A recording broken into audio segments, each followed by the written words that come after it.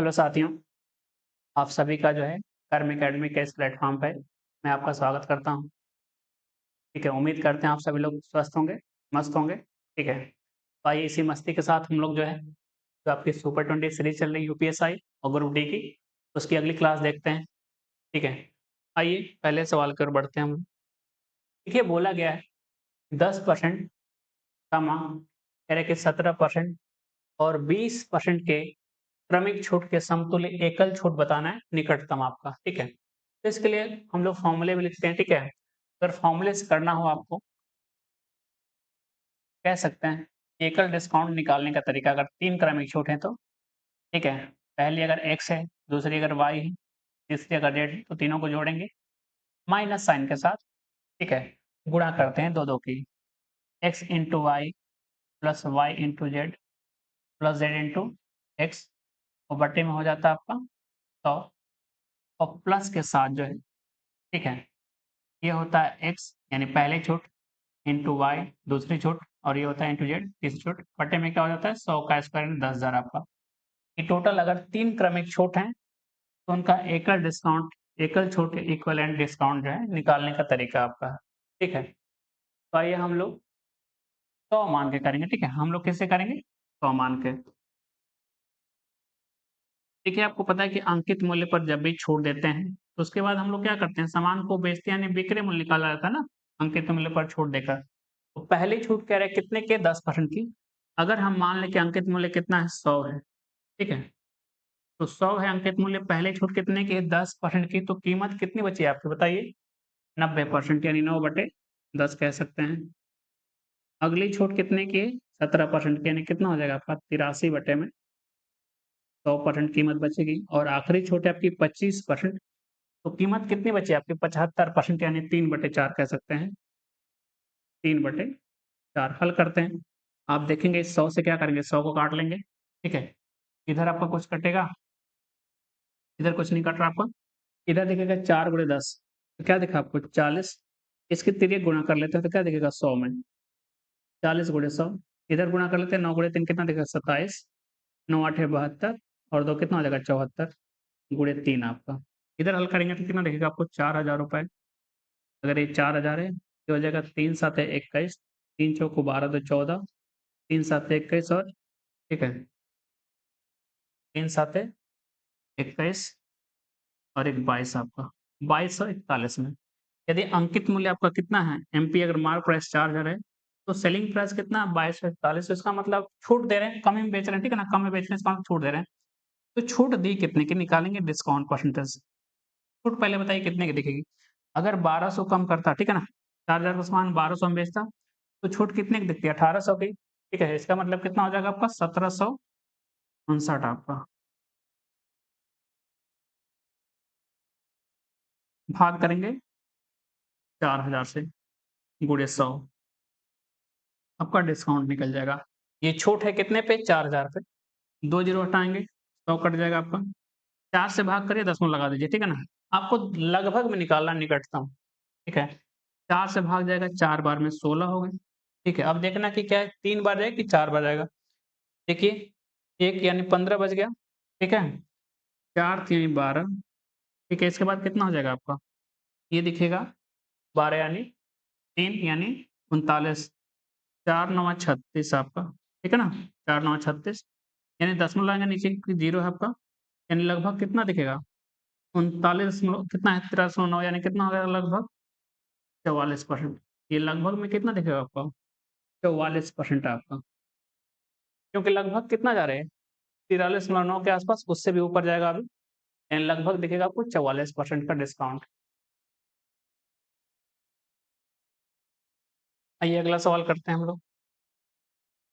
कह रहे हैं कि 10% प्रति वर्ष की चक्रवृद्धि ब्याज दर से किसी निश्चित राशि पर ये 2.5%, ठीक है ना? कितना बोला गया? 2.5 वर्ष। 2 सही 1/2 वर्ष बोला गया आपको। 2 सही 1/2 साल। कह रहे हैं कि वर्षों में ब्याज कितना है? 1623 है। जब ब्याज वार्षिक सनित है तो राशि क्या? यानी मूलधन पूछ रहा है, प्रिंसिपल क्या है आपका?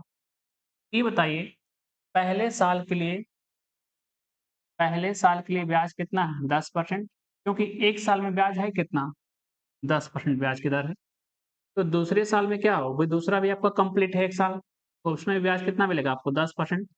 लेकिन जब तीसरे साल की बात करें तो तीसरा साल आपका कंप्लीट नहीं है ना, तीसरे साल का मात्र आधा साल ले रहे हैं यानी 6 महीने, तो और साल भर का ब्याज कितना है? 10%। तो आधे साल का कितना होगा आपका? 5%। तो आप देख सकते हैं कि 10% का मान कितना होता है भिन्न में 1/10। यानी ₹10 लगाएँगे तो उसपे ₹1 का ब्याज मिलेगा 1 साल में। इसमें देखेंगे ये भी कितना दिखेगा 1/10, ₹10 लगाएँगे ₹1 का ब्याज मिलेगा और ये देखिएगा 1/20 यानी आप ₹20 लगाएँगे तब जाके आपको ₹1 का ब्याज मिलेगा। ठीक है? तो हमें निकालना है मूलधन, तो हम निकालेंगे मूलधन और मिश्र धन का अनुपात। ठीक है? तो पहले साल की अगर हम बात करें तो कह रहे हैं कि आप ₹10 लगाएँगे तो आपको कितना मिलेगा? ₹1 ब्याज के साथ ₹11 का मिश्र धन दिखेगा। दूसरे साल की भी यही कहानी है, क्योंकि दूसरा साल भी आपका कंप्लीट है 1 साल। ये भी कितना दिखेगा 10 से 11। लेकिन तीसरा जो वर्ष है, उसमें ब्याज की दर अब कितनी लगेगी? मात्र 5 साल, ठीक है? क्योंकि मात्र जो है 6 महीने बच रहा है आपका। यानी ₹20 लगाएगा तो उसको ₹1 का ब्याज दिखेगा, यानी कितना मिलेगा उसको? इस दिन ₹21 हल करेंगे। इधर दिखा आपको ₹2000, इधर दिखा आपको 11 का स्क्वायर कितना होता है? 121 और गुणा करनी है 21 से, यानी 100 में कर दें तो 2100 दिखेगा और 21 का स्क्वायर होता है 441 दिखेगा 2541 आपको 2541 कह रहे हैं कि ₹2000 अगर लगाते हैं आप, तो 2.5 साल में आपको कितना मिलेगा? 2541। तो इसका मतलब ब्याज कितना मिला आपको बताइए? 541 जबकि सवाल में कह रहा है कि मिल कितना रहा आपको? ₹1623। ₹1623 तो काटेंगे तो 1 का मान सवाल में कितना दिखा? ₹3। कितना दिख गया? ₹3। तो पूछा है क्या आपसे कि मूलधन कितना है? ये भी कितने गुना दिखेगा? 3 गुना। तो कितना हो जाएगा आपका? 2000 का 3 गुना कितना हो जाएगा आपका? ₹6000। कितना हो जाएगा आपका? 6000। बी वाला ऑप्शन दिखेगा आपका।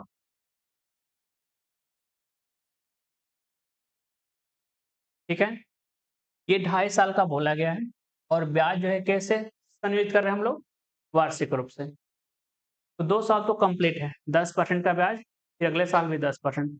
लेकिन 2 साल के बाद जो तीसरा वर्ष है कंप्लीट नहीं है आपका, तो उसमें मात्र 6 महीने का यानी 6 महीने के लिए ब्याज लेंगे, आधा हो जाएगा आपका।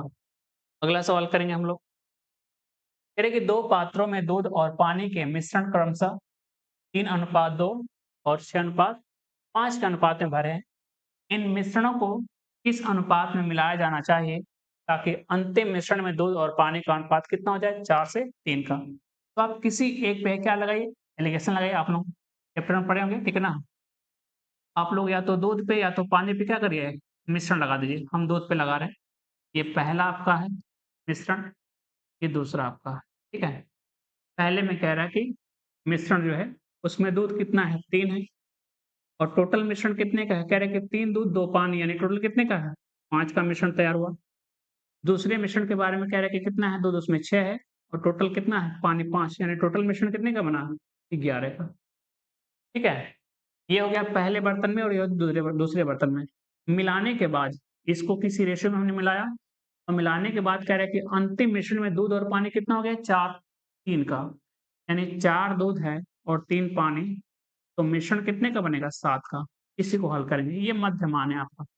इससे एक वैल्यू क्या होती है? बड़ी होती है और एक क्या होती है? छोटी होती है। तो देखें कौन छोटा है, कौन बड़ा? बड़े में से छोटे को घटाना है। 11 से 44, 7 छक 42 यानी देखिएगा 4/7 बड़ा है आपका किससे? 6/11 से। घटा लेंगे।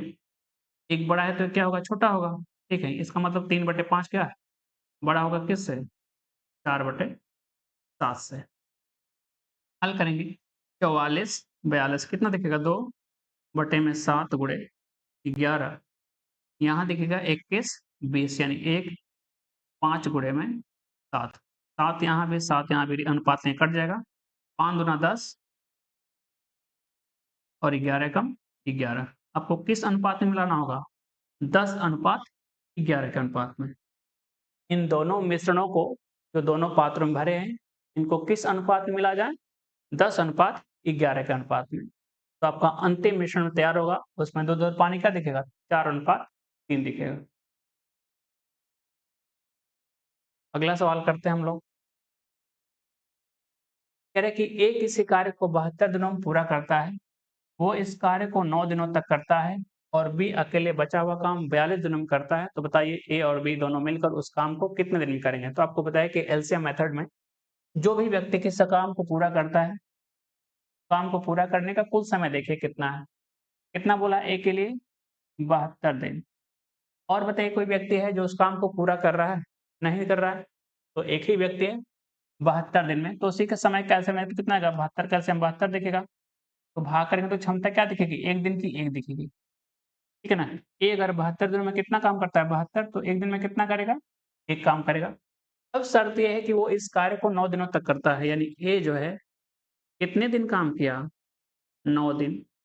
तो 9 दिन का काम कितना होगा? 1 का 1 काम है, तो 9 दिन काम कितना हो जाएगा? 9 आप कितना हो जाएगा? 9। तो शेष काम बचा कितना आपका? तो ये 9 करेगा तो कितना बचेगा आपका? 62 यानी 63 बचेगा। कितना बच गया? 63। अब इसी काम को बी कर रहा है कितने दिन में? 42 दिन में। ठीक है? तो बी की क्षमता निकालेंगे कैसे? काम बटे समय। कितना लगता है? 42। 21 तियाँ 63, 21 दूना 42, ये क्षमता है आपकी। ठीक है ना? यानी कह सकते हैं कितना है ये? 1.5। आपने बी की क्षमता निकाल ली। ठीक है? कह रहे हैं कि शेष काम बी जो है कितने दिन में करता है? 42 दिन में। यानी शेष काम है कितना? 63 है और काम समय कितना लिया है बी ने? 42। यानी स काम में अगर समय से भाग करें तो उसकी क्षमता आ जाएगी प्रतिदिन की कितनी? 1.5। अब कह रहे हैं कि ए और बी दोनों मिलकर उसी काम को कितने दिन में करेंगे? तो कर लेते हैं। ए प्लस बी दोनों मिल गए। अब काम करना है टोटल कितना है आपका? 72 काम करना है। ठीक है?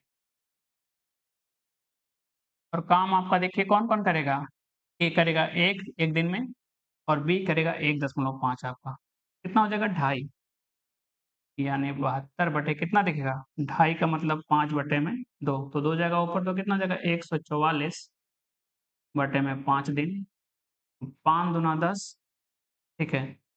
4 44, 5 आठे 40, ठीक है? इसके बाद देखिएगा 4 बटे 5 दिन में। देखिएगा 28 सही 4 बटे 5 दिन का आपका काम। ये दोनों मिलेंगे, तो उस कार्य करेंगे कितने दिन में? 28 सही 4 बटे 5 दिन आपका मात्र। ठीक है? उम्मीद करता हूँ आप लोगों को समझ में आया होगा।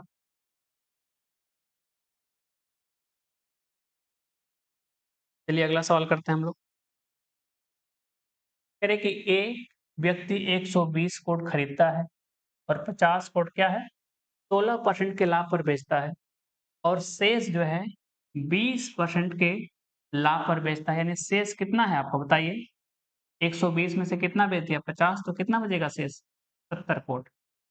यदि वह उन सभी कोटों को 120% के एक समान लाभ पर बेचता तो 1520% ₹1520 कम प्राप्त करता। प्रत्येक कोट की लागत मूल्य निकालें। ठीक है? वही देखते हैं सबसे पहले तो। कह रहे हैं कि टोटल कितना है? 50 कोट बेचा है कितने पे? 16% के लाभ पे। कितने परसेंट के? 16%। लाभ है तो प्लस में होगा। तो बचा कितना? 70 कोट, क्योंकि टोटल कितना 120 है और इसको बेच रहा है कितने पे? 20% के लाभ पे। ये भी लाभ है तो प्लस होगा। अब टोटल निकालते हैं, ठीक है ना? ये लाभ है तो प्लस में आपका होगा। 120 कोट मान लेते हैं टोटल कितने बेचता है? टोटल कितना हुआ आपका? X% का लाभ इस पे। ठीक है? 120 कोट पे जो है लाभ कितने का टोटल X का? जिसमें से 50 को बेचा है 16% के लाभ पे, 70 को बेचा है कितने पे? 20% के लाभ पे। तो निकालेंगे कि इसको लाभ टोटल हुआ कितना? देखेंगे, एक-एक ज़ीरो सभी में कॉमन है आपका, हटा लेते हैं। 16 पंजे कितना दिखेगा? 80%। परसेंटेज भी आपका कॉमन है, सभी में हटा लेते हैं इसको भी।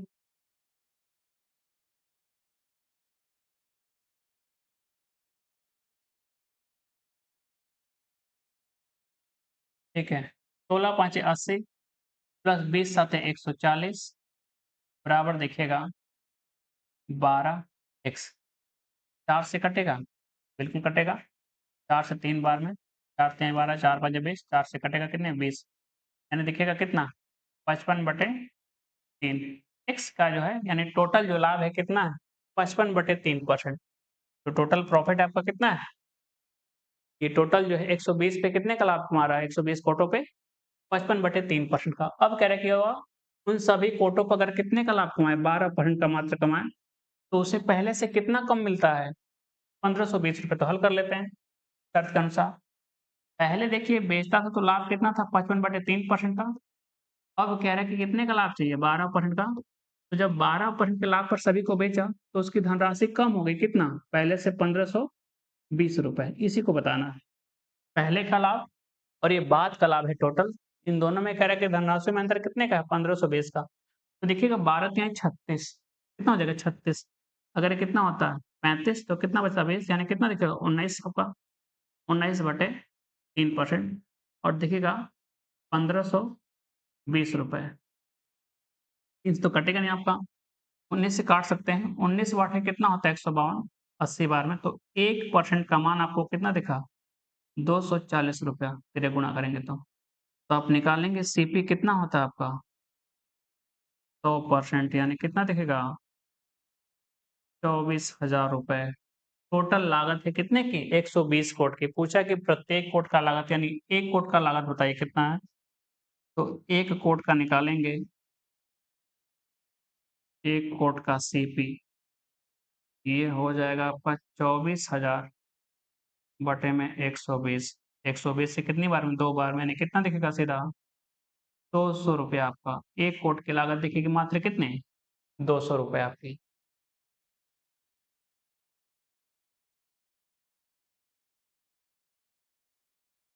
अगला सवाल करते हैं हम लोग। कह रहे हैं कि एक चुनाव में 3 उम्मीदवार भाग ले रहे हैं, ठीक है? तीसरे स्थान पर रहने वाले व्यक्ति को कुल मतों का मात्र 20% प्राप्त हुआ, जो तीसरे स्थान पर है।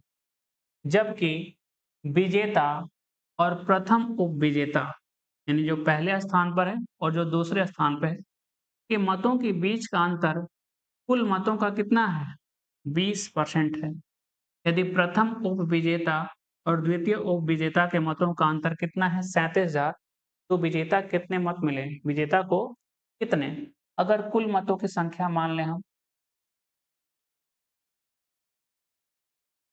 कि 100 है, कितना? 100, तो 3 लोग हैं आपके लिए। एक कह रहा है कि थर्ड स्थान पे आ रहा है, एक व्यक्ति सेकंड स्थान पे आ रहा है और एक व्यक्ति जो है फर्स्ट स्थान पे आ रहा है, फर्स्ट रैंक ला रहा है, ठीक है ना? जो ज़्यादा विजेता है, ये दूसरे स्थान का और तीसरे स्थान का। तो तीसरे स्थान पर जो है कितना है? 20%, यानी 100 का 20% कितना दिखेगा? मात्र 20 यूनिट दिखेगा आपको, ठीक है? क्योंकि 100 एक ऐसी संख्या है कि हम जितना परसेंट निकालते हैं वो इसका मान हो जाता है आपका। तो तीसरा व्यक्ति 100 का 20% यानी 20 पाता है। अब कह रहा है कि विजेता और प्रथम उपविजेता के मतों के बीच का अंतर कितना है? 20% है, ठीक है? एंड टोटल बचा कितना आपका? बताइए। 20% यहाँ निकल गया तो कितना बचा? 80% और अंतर कितना है? 20 का है। अगर 20 निकाल दें तो कितना बचेगा? 60 यानी 30-30 बचेगा। तो एक बचेगा 30 यानी हाँ, एक बचेगा 50 और एक कितना बचेगा आपका? 30, ठीक है? टोटल 100 हो जाएगा आपका। आप ये भी कह सकते हैं कि इसको 20 मिला, इसको कितना मिला? अगर x तो कह रहा है कि विजेता क्या है? 20% ज़्यादा पा रहा है, यानी x प्लस 20 पा रहा है। तो जोड़ेंगे टोटल तो कितना होना चाहिए? 100। वहाँ से x का मान निकाल सकते हैं। देखिए 20 और 20 40 हो जाएगा तो बचेगा कितना? 60। तो 2x का मान 60 है तो x कितना दिखा? 30, यानी कितना दिखा आपको? 30 और ये कितना दिखा आपको? 50, ठीक है? अब कह रहा है सवाल में कि प्रथम उपविजेता, ठीक है? ये उपविजेता है आपका प्रथम, ठीक है? और द्वितीय उपविजेता ये है आपका उपविजेता, ठीक है? इन दोनों के मतों के बीच का अंतर कितना दिखा? 30 और 20 का अंतर कितना दिखा? मात्र 10। और कह रहे कि 10 का मान सवाल में है कितना? 37,000 है। कितना है? 37,000। तो काटेंगे 1 से तो कितना हो जाएगा? 1 का मान आपको दिखेगा 3700 मत दिखेगा आपको। तो कह रहे हैं कि विजेता को कितने मत मिले? विजेता ने कितना हासिल किया है? 50, यानी इसी का कितने गुना? 3700 गुना। 0 दिखेगा 1, 2, 3, 5 7 35, 5 3 15, 3 18, 1,85,000 वोट। 1,85,000 वोट मिले किसको? विजेता को, फर्स्ट रैंक लाने वाले को आपका।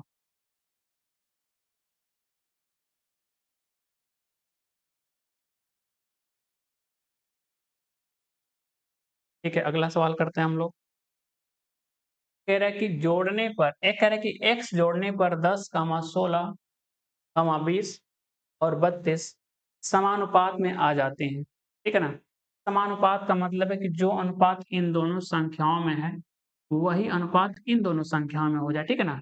अभी तो नहीं है क्योंकि पिच कितना है 5 से 8 और ये कितना आपका 11 से 16 का, अभी तो नहीं है। कह रहे हैं कि हम कुछ जोड़ेंगे x और x जोड़ने के बाद ये संख्या समानुपात में हो जाए। तो बेसिक से करना हो तो आप कर सकते हैं। इस सवाल में कह रहा है कि 10 कितना जोड़िए x और फिर कह रहा है कि 16 में कितना जोड़िए x। ये कह रहा है कि समानुपात में होती है ना, प्रोपोर्शनेट हो जाते हैं एक-दूसरे के कितना 22 में कितना जोड़ने पे x और कह रहा है कि 32 में कितना जोड़ने पे x। इसका मतलब ये बराबर भी कह सकते हैं, ठीक है ना? तो यहाँ से x फाइंड करेंगे आप। यहाँ से क्या करेंगे? आप x को निकाल सकते हैं, ठीक है? यहाँ से आप क्या कर सकते हैं? x निकाल सकते हैं यहाँ से। लेकिन हम देखिए सीधा हम लोग प्रैक्टिस करते हैं दूसरे तरीके से। ये कितना है? पहली संख्या 10, दूसरी कितनी है 16। इनमें जो अनुपात होगा जोड़ने के बाद वो किसमें कितना होगा 22 और 32 में को जोड़ने के बाद समानुपात में होगा। तो हम देखिए इनका डिफरेंस लेते हैं। तो देखिए दोनों संख्याओं में डिफरेंस कितने का 6 के। यहाँ पर डिफरेंस कितना देखिए 10 का, ठीक है? अब हम क्या करते हैं तिरे गुणा करते हैं इस संख्या के जो डिफरेंस ले इसकी पहले संख्या में और यहाँ गुणा करिए दूसरे पेयर के पहले नंबर में आप, ठीक है? और यहाँ अंतर से क्या करेंगे भाग कर देंगे यानी देखेंगे कि 6 और 4 जो डिफरेंस है 6 और 10 का कितना दिखेगा 4 और यहाँ गुणा करिए 10 गुणे 10 कितना दिखेगा 100 और यहाँ अंतर लेना है 6 गुणे 22 कितना दिखेगा 132 आपका। फिर से बता दे रहे हैं इस तरीके से जब जब भी सवाल है कि कुछ जोड़ने पे जो है संख्याएं समानुपात में हो जाए तो पहले दोनों पेयर को लिखते हैं, आखिरी दोनों पेयर को लिखते हैं, उनके पेयर में डिफरेंस निकालते हैं। देखिए डिफरेंस कितने का है 6 का, इस पेयर में कितने का है 10 का डिफरेंस। तो पहले डिफरेंस जो है इसको गुणा करते हैं दूसरे पेयर के पहले नंबर में और जो दूसरा आपका डिफरेंस है पेयर वाला इसको गुणा करते हैं पहले पेयर के पहले नंबर में, ठीक है? और फिर डिफरेंस से भाग करते हैं तो कितना दिखा आपको 4। इसी का मान इसके बराबर कह सकते हैं। तो 1 का मान निकालेंगे कितना दिखेगा 32 बटे में कितना 4 यानी क्या दिखेगा 8। यही क्या है आपका x है, यही क्या है x है आपका जोड़ी जाने वाली संख्या। आप सेम चीज़ यहाँ हल करके निकाल सकते हैं। अब कह रहा है आपसे क्या इसका मध्यानुपात निकालिए। आपको पता है कि ये संख्या क्या बनी आपकी x का मान 8, 8 एक क्या हो जाएगा 9 आपका, ये कितना बनेगा 24 और 1 25। तो मध्यानुपात निकालते कैसे हैं बताइए? मीन प्रोपोर्शन अगर निकालना हो आपको तो रूट ए भी होता है यानी 9 गुणे क्या है 25 यानी 3 गुणे 5 कितना दिखेगा आपको 15। कितना दिख जाएगा 15। ये है ए आपके इस सवाल का जवाब। अगला सवाल करते हैं हम लोग, ठीक है? क्लास में सब तरीके आपको बताए गए हैं। कह रहे कि 2700 रुपए पर 5 पैसे प्रति रुपए प्रति माह से 8 माह का साधारण ब्याज ज्ञात करें, ठीक है? 8 महीने का ब्याज पूछा और 1 महीने में देखिए ब्याज कितना मिल रहा है? प्रति रुपया का मतलब कितना है आपका 100 पैसा। कितना है? 100 पैसा। तो दर तो निकाल सकते हैं, ब्याज की दर प्रति माह। 5 पैसा मिलता है कितने पे? 100 पे। यानी सीधा कितना हो गया 5% हो गया। आप चाहें तो लगा सकते हैं इसको परसेंटेज से गुणा करेंगे 100 परसेंटेज प्रति माह है। ध्यान रखेंगे किसमें है? प्रति माह। क्योंकि यहाँ बोला गया कि 5 पैसा प्रति रुपए प्रति माह से कमाता है, ठीक है ना? यानी ब्याज की दर कितना दिखेगा आपको? 5% प्रति माह। इस दर से ब्याज मिल रहा है। इसलिए 8 माह में जो है 8 माह का ब्याज निकालेंगे तो कितना हो जाएगा 40%, ठीक है ना? कितना हो जाएगा? मूलधन का 40% 8 माह का ब्याज निकालेंगे ब्याज। टोटल मूलधन कितना आपका 2700 और 8 महीने में कितना मिलेगा ब्याज? 40% यानी 40 बटे में 100 2 जीरो हटाएँगे। 27 का 4 गुना 27 का 2 गुना होता है 54, 54 का 2 गुना कितना होता है 108 और साथ में 1 जीरो यहाँ से 1080। आपका जो ब्याज मिलने वाला है 8 महीनों में कितना मिलेगा आपको? 1080 रुपए आपका।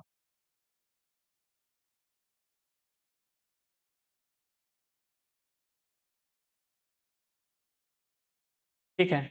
ध्यान रखना है, जो ब्याज की दर है उसमें बोला गया है कि 5 पैसा प्रति रुपया प्रति महीना, यानी 1 रुपया यानी 100 पैसे पे कितना मिलता है 1 महीने में 5। 100 पैसे पे 1 महीने में कितना ब्याज मिलता है 5, यानी 5% मिलता है 1 महीने में। तो 8 महीने में कितना हो जाएगा सीधा 40%, और आपको मूलधन दिया गया है।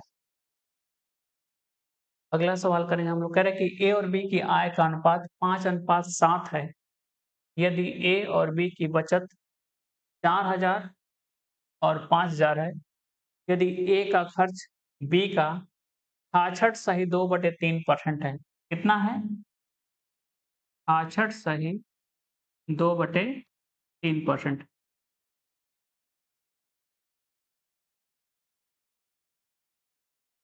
66 सही 2/3% आपका, ठीक है? तो इसका मान देखिए कितना होता है आपका सीधा 2/3 होता है, ठीक है? तो ए और बी की कुल आय बतानी है। तो देखिए इसके बहुत सारे तरीके हैं, बेसिक से भी कर सकते हैं, और अभी जो हमने तरीका निकाला डिफरेंस वाला उससे भी कर सकते हैं हम लोग। आइए देखते हैं। देखिए 2 व्यक्ति हैं ए और बी, ठीक है? 2 व्यक्ति हैं ए और बी, और अगर हम आय का अनुपात देखें इनमें, इनकम का रेशियो क्या है इनका? कह रहे हैं कि अगर ये 5 रुपए कमाता है, तो बी कितना कमाता है? 7 रुपया, ठीक है? अब कह रहे हैं कि ए और बी की बचत के बारे में बोला गया कि 4000 और कितना है? 5000 है, ठीक है? अब देखेंगे बचत, तो आय बचत कैसे निकालते हैं? आय माइनस व्यय से, आय माइनस व्यय से। तो अब देखेंगे व्यय का अनुपात क्या है? सवाल में कह रहा है कि ए की जो व्यय है, वो बी का कितना परसेंट है? 66 सही 2/3% का मतलब कितना है? 2/3 है। इसका मतलब इसका व्यय 3 कर दें, तो इसका कितना हो जाएगा? 3 का 2/3 यानी कितना दिखेगा? 2। इसका मतलब है कि बी का व्यय अगर खर्च कितना है? 3 है, तो इसका मतलब ये कितना है? 2 है, तभी तो दिखेगा 66 से 2/3%, ठीक है? अब देखेंगे कि अब हम बचत निकालना चाहते हैं, और कह रहे हैं कि बचत जो है कितना आपका है? ये कह रहा है कि 4000 है, ये कितना कह रहा है आपका? 5000 कह रहा है। कितना कह रहा है? 5000 रुपए और 4000 रुपए कह रहा है, ठीक है? ठीक है, तो कैसे भी निकालते हैं इसको? तिर्यक गुणा करेंगे यहाँ तिर्यक गुणा करेंगे हम लोग, ठीक है? तो दिखेगा 3 5 15, 7 दूना 14, ठीक है? 3 5 15, 7 दूना 14, तो डिफरेंस कितने का दिखा? 1 का। 3 5 15, 7 दूना 14, डिफरेंस क्या दिखा? 1, ठीक है? अब देखिए बराबर होगा 5 दूना 10,000, 4 3 12,000, ठीक है? यहाँ तिर्यक गुणा करेंगे अब आखिरी दोनों में, 5 दूना 10,000, 4 3 12,000, तो 10,000 और 12,000 का डिफरेंस क्या दिखेगा आपको? 2,000। तो एक का मान सवाल में कितना है? 2,000। तो पूछा ए और बी की कुल आय बताएं टोटल मिला के। तो ए और बी की कुल आय कितनी दिख रही है आपको? 5 इसकी 7 इसके, यानी कितना है? 12 है, और एक का मान सवाल में कितना है? 2,000। तो कितना दिखेगा आपको बताइए? टोटल 24,000 रुपए। दोनों की आय मिला दें तो कितना दिखा आपको? 24,000 दिख गया आपको।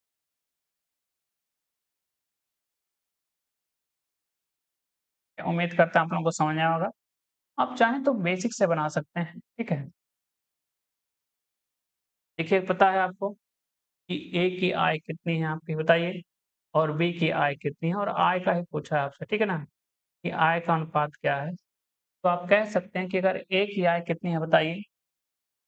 5x है। तो बताइए बी की है कितनी?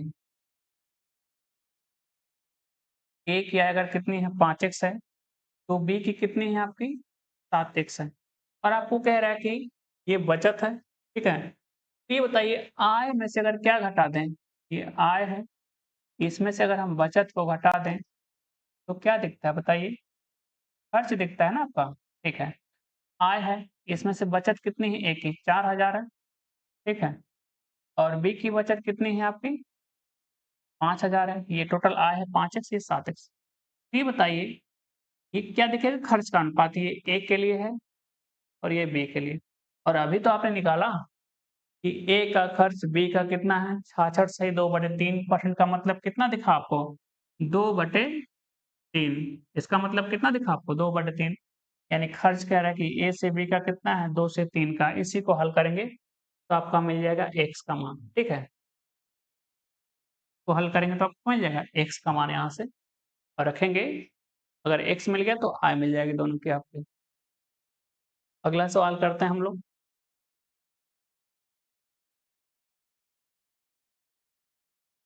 देखिए, बोला कि अगर संख्या 59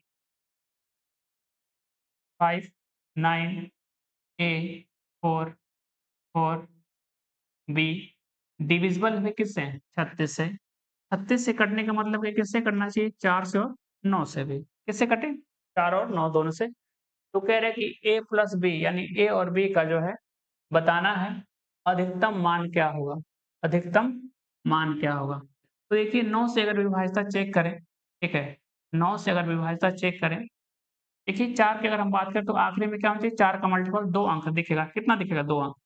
यानी यहाँ पे क्या हो सकता है? 0 भी हो सकता है, कट जाएगा आपका। 4 भी हो सकता है, तब भी कटेगा। 8 होगा तब भी कटेगा, ठीक है? तो b की पॉसिबिलिटी क्या है? 0 होने की, क्योंकि 4 से कट गया, ठीक है? 4 से भी 44 कटेगा, 4 8 होगा तभी 8 बार कैसे कटेगा? 4 से। तो अब 9 से चेक करते हैं। 9 से चेक करने का मतलब है 9 जिसका योगफल 9 उसको हटा देते हैं। क्या-क्या दिखा आपको? a प्लस 4 प्लस b, ठीक है ना?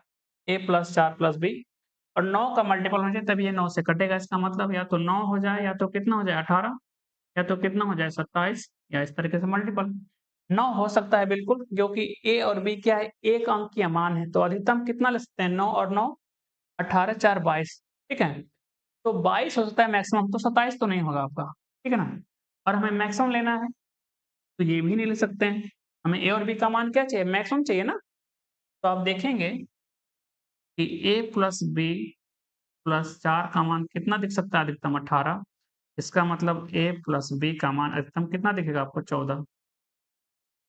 a और b का जो अधिकतम मान दिखेगा कितना दिखेगा आपको? 14, ठीक है? आपको b की पॉसिबिलिटी चेक करने की जरूरत भी नहीं पड़ी, ठीक है? आपने सीधा देखा कि 9 हट गया, 5 4 9 हट गया, a plus 4 plus b, a plus 4 plus b 9 से अगर डिविजिबल है, तो इसका मतलब इसके अंकों का योग जो a और b और 4 के जो मान है, टोटल योगफल कितना होगा? 9 का मल्टीपल, तभी से 9 से कटेगा। तो या तो 9 होगा या तो 18 या तो 27 या तो इस तरीके से, ठीक है? तो हम कह रहे हैं कि एक अंकीय मान है, या तो 0 होगा या तो 1 होगा या तो 2 होगा, इस तरीके से 9 तक की संभावना है, ठीक है? 0 से लेके 9 तक की। मैक्सिमम अगर 9 रखें तो ये 9 होगा। 9 प्लस 9 18 हो गया। 18 4 22, इसका मतलब 22 मैक्सिमम रेंज है इसकी, तो 27 तो नहीं हो सकता, ठीक है? इसका मतलब 18 होने की संभावना और 9 होने की। हमें मैक्सिमम चाहिए तो हमने 9 हटा दिया, 18 दिखा आपको। यानी a प्लस b प्लस 4 का मान 18 है, तो इसका मतलब a प्लस b क्या दिखेगा आपको? 14, जो कि आंसर नंबर सी में दिखेगा आपको। यानी a और b का जो मैक्सिमम मान दिखेगा कौन सा दिखेगा? 14। अगला दिखेगा आपका सवाल, कह रहे कि P, Q और R भागीदार हैं और एक व्यापार में निवेश करते हैं। P कुल निवेश का 5वां हिस्सा निवेश करता है और Q कुल निवेश का 1/4 हिस्सा निवेश करता है। P, Q और R के अलग-अलग निवेशों का अनुपात क्या है? ठीक है, तो निकाल लेते हैं P, Q और R। अगर टोटल इन्वेस्ट, ठीक है ना?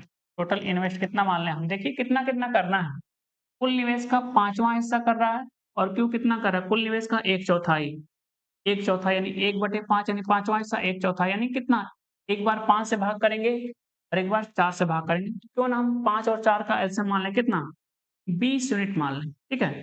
कि टोटल इन्वेस्ट जो है 20 का है, तो P कितना करेगा? कुल का 1/5 यानी 20 का 1/5 यानी 5 से भाग करेंगे तो कितना दिखेगा आपको? 4 दिख जाएगा।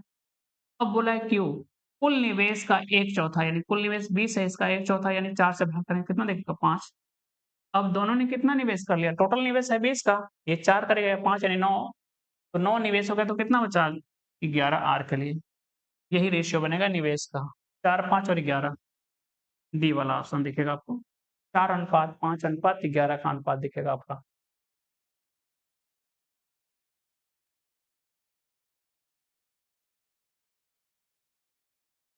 अगला सवाल करते हैं हम लोग। कह रहे कि एक बैग में ₹5 कमा ₹10, ठीक है? कमा ₹20 मूल्य वर्ग के सिक्के, कॉइन के बारे में बोला गया, ठीक है? पिछले सीरीज में इस पे सवाल हुआ था। तो कॉइन के जो टाइप्स हैं, ₹5 वाले हैं, इसके बाद ₹10 वाले कॉइन हैं, इसके बाद बोला है कितने के हैं? ₹20 वाले कॉइन भी हैं इसमें, ठीक है? एक बैग में। अब कह रहे कि बैग में सिक्कों की कुल संख्या 240 है। टोटल सिक्कों की संख्या बोला 240 है। कह रहे कि यदि 5 रुपए का मान 10 रुपए और 20 रुपए मूल्य वर्ग के सिक्कों की संख्या यानी n का मान दिया है। सिक्कों की संख्या के बारे में बोला गया है कि इनका अनुपात क्या है, 2 अनुपात। कह रहे कि 5 रुपए के अगर 2 सिक्के हैं तो 10 रुपए कितने हैं, 3, और 20 रुपए कितने हैं, 5, यानी 2 अनुपात 3 अनुपात 5 है। तो आप निकाल सकते हैं प्राइस इनका, ठीक है। तो प्राइस निकालिए, ठीक है। प्राइस दिया गया है, ठीक है। प्राइस तो नहीं दिया, कुल संख्या, हाँ कुल संख्या दिया आपको, कितना है 240। तो देख लेंगे 2, 3, 5 और 5 10, तो टोटल संख्या कितनी दिखी, 10। जबकि सवाल में कह रहे कि कितना है ये 240, तो कितने गुना दिखा, 24 गुना दिख गया ना। संख्या कितनी है, 2, 3, 5, 5, 10 है, जबकि सवाल में कह रहे कि 240 सिक्के हैं, यानी कितने गुना हो रहा है, 24 गुना। और पूछा है कि तो बैग में कुल कितनी धनराशि है, तो धनराशि तो निकालनी पड़ेगी। देखिए 5 रुपए के अगर 2 सिक्के हों तो कीमत कितनी बनी आपकी, 10 रुपए की। कितनी बन गई, 10 रुपए की। यहाँ देखेंगे 10 रुपए के अगर 3 सिक्के हों तो कितनी कीमत बनेगी, 30 रुपए की।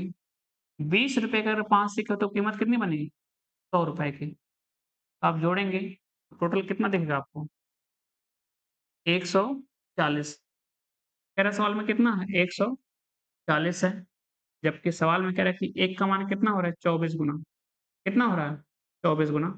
तो 24 गुना करेंगे तो 0 आएगा। 14 चौके कितना होगा, 56, 5 बच गया। 14 दूनी 28 और 5 कितना दिखेगा आपको, 33। 3360 रुपए टोटल जो है कीमत है उस बैग में रखे हुए सिक्कों की। फिर से बता दे रहे हैं, कॉइन के टाइप्स दिए गए, कॉइन के प्रकार दिए गए, सिक्के के प्रकार दिए गए। कह रहे कि 5 रुपए के है, 10 रुपए के है, 20 रुपए के हैं। इनकी संख्या का अनुपात दिया है 2 अनुपात 3 अनुपात 5। तो टोटल योगफल कितना दिखा, 10। जबकि सवाल में कह रहे कि है कितने, 240 है। कितने हैं, 240, यानी 1 का मान सवाल में कितना देखिए, 24। कितना है, 24। अब देखिए कीमत, 5 रुपए के अगर 2 सिक्के हों तो कीमत कितनी बनी, 10 रुपए की। देखिए ये वास्तव में 2 नहीं है, ये वेरिएबल है, ठीक है। इसमें एक वेरिएबल होगा। 5 रुपए के 2 सिक्के हैं तो कीमत कितनी बनी, 10 रुपए की। 10 रुपए के अगर 3 सिक्के तो कितनी बनी, तो 30 रुपए की। 20 रुपए के अगर 5 सिक्के हैं तो कीमत कितना हो, 100। टोटल कितना दिखा, 140। और कितने गुना हो रहा है, 24 गुना। 24 के गुणा कर देंगे। आप चाहे तो सीधा 24 की गुणा करके यहाँ पे सिक्कों की संख्या एग्जैक्ट निकाल सकते हैं। 1 का मान 24, तो 2 का मान 48। इसका मतलब 5 रुपए के कितने सिक्के, 48 सिक्के हैं। ऐसा है। तो आप कीमत भी निकाल सकते हैं एग्जैक्ट, ठीक है। आप डायरेक्ट भी कर सकते हैं। अगला सवाल करते हैं हम लोग। कह रहे कि दो संख्याओं का लघुत्तम समापवर्त उनके महत्तम समापवर्त का 22 गुना है, ठीक है। अगर हम मान लें कि एचसीएफ आपका कितना है बताइए, एच है, ठीक है। एचसीएफ यानी मासा कितना है, एच है। तो एलसीएम कितना दिखेगा बताइए, कितने गुना, 22 गुना यानी 22 एच। यदि एक संख्या 132 है और एलसीएम और एचसीएफ का योगफल कितना है, 276, ये भी बोला गया है। इसका मतलब इन दोनों का योग कर दें, ठीक है। इन दोनों का योग कर दें तो कितना दिखेगा, 23H। और कह रहे कि कितना है, 276, भाग करिए तो H का मान दिखेगा 23 से कम 23, 23 दूना 46, 12 दिख गया आपको, ठीक है। कह रहे कि एक संख्या 132 दूसरी ज्ञात करनी, तो आपको पता है कि पहली संख्या गुणे दूसरी संख्या बराबर होता है इन संख्याओं का एलसीएम गुणे इन संख्याओं का एचसीएफ, ठीक है। तो पहली संख्या तो आपको दे रखी है, कितना है, 132 है। दूसरी आपने निकालनी है और एलसीएम कितना बोला गया आपको, 22H। तो 22 और H का मान निकाला 12 और एचसीएफ यानी H कितना है आपका 12। इसी को हल करना है। तो काटेंगे 12 से कितनी बार में, 12 से कट गया, 12 कम 12, 12 कम 12 यानी 11 बार में। 11 से कितनी बार में आपका, 2 बार में। तो दूसरी संख्या क्या दिखी आपको, 2 गुणे 12 यानी 24। दूसरी संख्या क्या दिखी आपको, 24।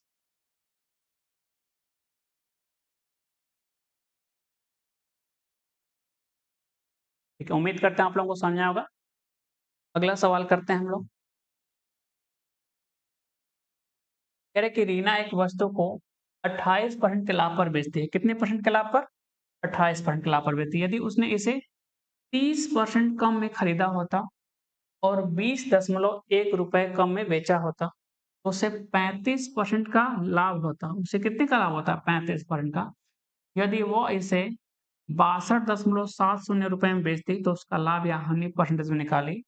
तो देखिए आपको क्लास में बताया कि इसके लिए अगर सक्सेसिव से करना हो, ठीक है, फॉर्मूले से, तो इन दोनों आखिरी जो परसेंटेज की बात की गई, इनका सक्सेसिव निकालते हैं।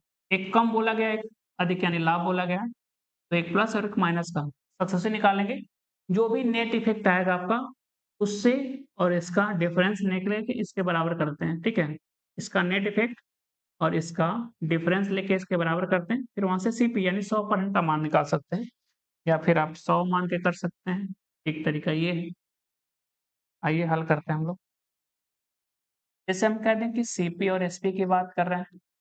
अगर हम मान लें कि उस वस्तु का लागत मूल्य है कितना? 100 है। तो कह रहे हैं कि उसपे प्रॉफिट कमा रहा है कितने का? 28% का। इसका मतलब कितने में बेचा होगा? 128 में बेच दिया होगा ना उसने तो, ठीक है? अगर कह दें कि कीमत कितने की है? 100 यूनिट की है, तो कितने में बेच दिया? 128 में। अब कह रहे हैं कि यदि उसने इसे 30% कम में खरीदा होता, यानी 100 का सामान 30% कम में अगर खरीदा, तो इसका मतलब खरीदा कितने में? 70 में खरीदा, ठीक है? अब कह रहा है कि इतने रुपए कम में बेचा, तो उसपे लाभ यानी नई लागत पे लाभ कितना हो रहा है आपको बताइए? 35% का। नई लागत पे लाभ कितना हो? 35% का, तो हम निकालेंगे विक्रय मूल्य। तो लागत कितने की है बताइए? 70 की है। लागत कितने की है? 70 की है आपकी, और कह रहे हैं कि 35 का लाभ हो रहा है, यानी 135 में बेचा होगा, ठीक है? एक-एक जीरो हटा लेते हैं। 7 पाँचे 35, 7 गुणे 3 21, 3 24, 7 एकम 7 2 9, यानी 94.5 आपका। कितना आ गया आपका? 94.5%। ये विक्रय होगा आपका कितने में? 94.5 यूनिट में, ठीक है? देखिए सवाल ने बोला, हमने माना इस वस्तु की लागत कितनी है आपकी? 100 यूनिट है। तो पहले बेचा 28% के लाभ पे, तो विक्रय कीमत कितना हो गया? 128 यूनिट। अब कह रहे हैं कि यदि उसने जो उसकी लागत है उससे कितना कम में खरीदा? 30% कम में। तो 100 का 30% डिक्रीज़ करेंगे, घटाएँगे, तो कितना दिखेगा आपको? 70। कितना दिखेगा? 70 यूनिट। अब कह रहा है कि इस नए लागत मूल्य पे उसको लाभ हो रहा है कितने का? 35% का, तो हमने कैलकुलेट किया, तो उसका विक्रय मूल्य क्या आ गया आपका? 94.5 यूनिट दिखा आपको। कितना दिख गया? 94.5 यूनिट। तो आप देखेंगे अंतर कितने का दिखेगा आपको? निकालिए, अंतर कितने का दिखा? हल करेंगे।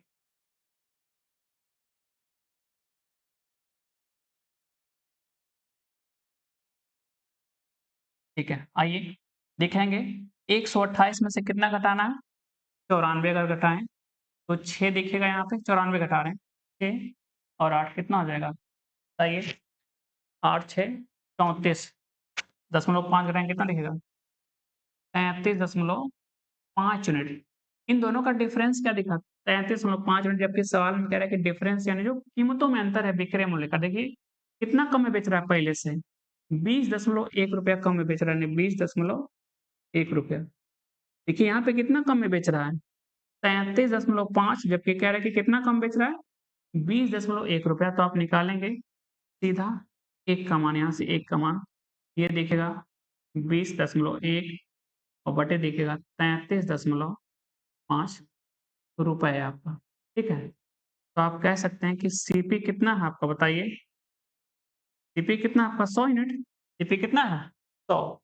तो आप कह सकते हैं ये दिखेगा, दशमलव दोनों देखिए एक-एक स्थान पे है ना आपका, हट जाएगा सीधा।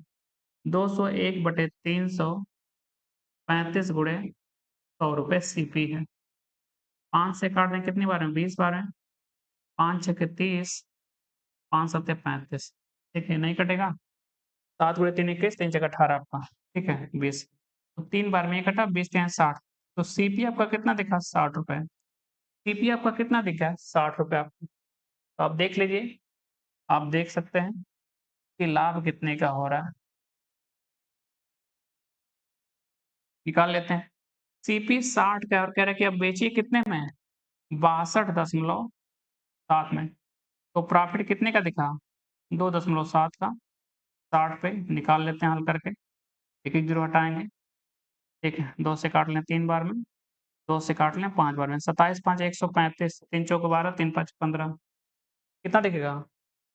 ये दिखेगा 4.5% का क्या दिखेगा? प्रॉफिट दिखेगा। ये हो जाएगा 4.5% क्या दिखेगा प्रॉफिट आपका।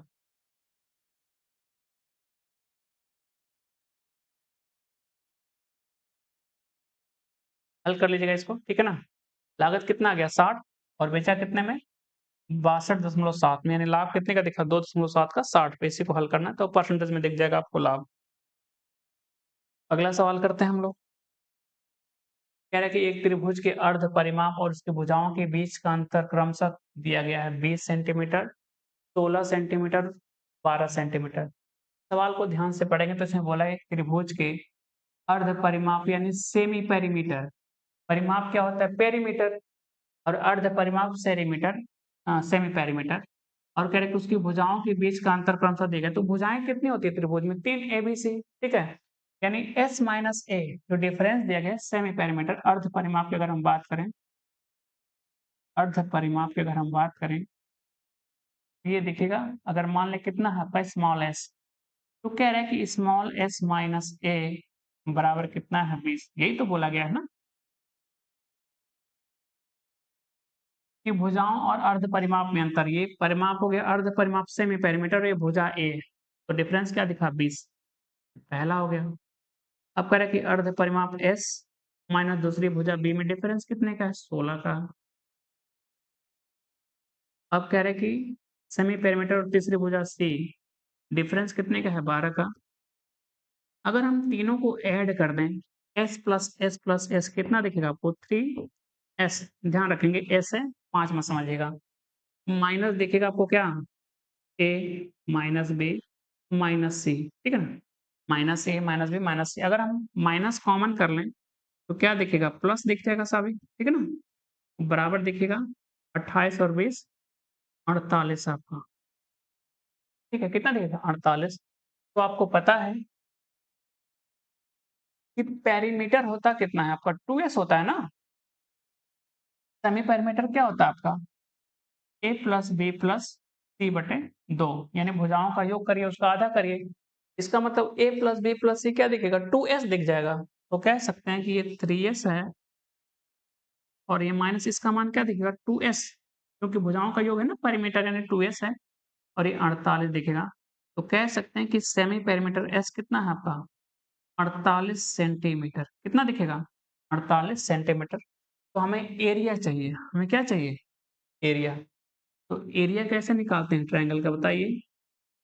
1/2 रूट के अंदर क्या होता है s into s minus a s minus b into s minus c, ठीक है। यानी 1/2 आपका बाहर रहेगा। इसका मान आपने निकाला कितना है 48, कितना है 48। और ये भुजा और अर्ध परिमाप का अंतर आपको पता है 20 16 12। ये देखिए क्रमशः 20 गुणे 16 गुणे 12। तो आप देखेंगे 1/2 48 है, ठीक है। 48 बनाइए, ये कितना हो जाएगा 4 5 20 12 चौक 48, यानी 48 अगर 12 निकालना चाहें, ठीक है। तो ये देखिए 4 इसमें से लिया 12 इसमें से 48 48 बाहर निकल गया आपका। यहाँ 5 बचा, 20 में से 4 हमने 12 को दिया तो 48 हो गया, 5 बचा। और 16 में से कितना निकाल लीजिए 4 आपका, ठीक है। इसको भी निकाल लेते हैं हम लोग। कितना दिखेगा 4 आपका 16 वाला। तो कितना बचेगा अंदर 5 केवल ये वाला, 2 से काट दें 2 बार में। तो 48 का डबल कितना दिखेगा 96 करने में 5, 96 करने में 5। तो हो जाएगा नन ऑफ दिस का विकल्प ये वाला आपका। इसमें दिया है 92 करने में 5, जबकि होना चाहिए 96 करने में 5 आपका। अगला सवाल करते हैं हम लोग। कह रहे हैं कि एक समद्विबाहु त्रिभुज एबीसी में, ठीक है। एक समद्विबाहु त्रिभुज है आपका एबीसी, ठीक है। अगर ये ए मान लें, ये बी मान लें, सी। तो कह रहे हैं कि एडी जो है, ठीक है, एडी जो है 6 सेंटीमीटर है। एडी बीसी पर लंबवत भी है। एडी जो है किस पे लंबवत है बीसी पर। एडी जो है बीसी पर लंबवत है ए, नहीं 90 डिग्री कोण बना रहा है और इसका माप दिया है 6। और ये दोनों भुजाएं बराबर हैं क्योंकि समद्विबाहु है। अगर इसको मान लें कि ये ए है, ये ए है, इसको टोटल बी भी मान सकते हैं, हम स्मॉल बी मान रहे हैं, ठीक है ना? ये बी अलग कर लेते हैं, ये भी अलग, क्योंकि दोनों बराबर में सेम, ठीक है ना? आपका जो है समद्विबाहु है, तो अगर देखिए इस सिर से इस भुजा पे लंब खींचेंगे तो इनको लंब होने के साथ-साथ बाइसेक्ट भी करता है। अगर ये बी है तो ये भी होगा। तो आप कह सकते हैं कि टोटल एबीसी का परिमाप कितना है? 36, यानी परिमाप निकालेंगे, भुजाओं का योगफल कर देंगे। ए प्लस 2b हो जाएगा ना आपका, बराबर 36। तो 2a प्लस 2b, ठीक है, कॉमन दिखेगा, a प्लस b हो जाएगा 36। तो a प्लस b का मान क्या दिखा आपको? 18। क्या दिख गया? 18, ठीक है ना? यानी a प्लस बी, चाहे a प्लस बी कितना है? 18। तो आप देखेंगे समकोण बना रहा है ना, 1 6 है।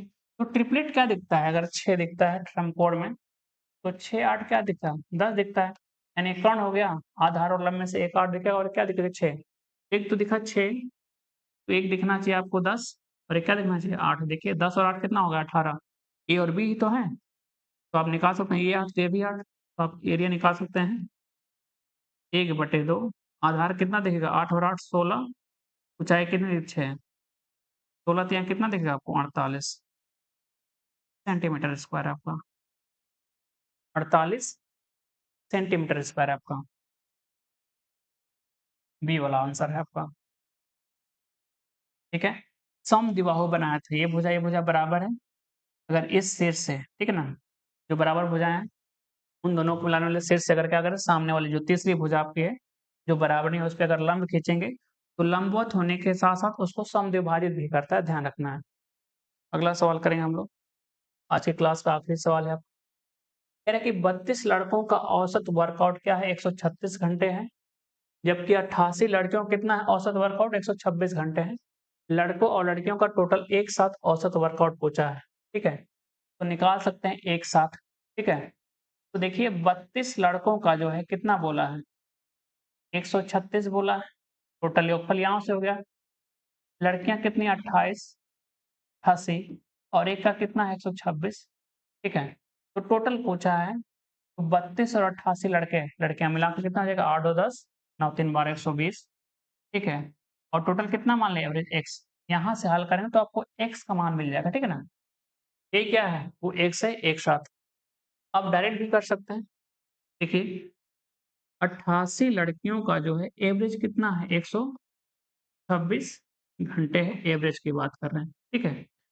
ये नंबर्स की बात कर रहे हैं। अब देखिए कह रहे हैं कि 32 जो हैं लड़कों का एवरेज कितना है? 136 है, ठीक है? तो 136 कितना था? 126 से कितना ज़्यादा है? 10 ज़्यादा है। यानी 10 घंटे ज़्यादा कर रहे हैं कितने लोग?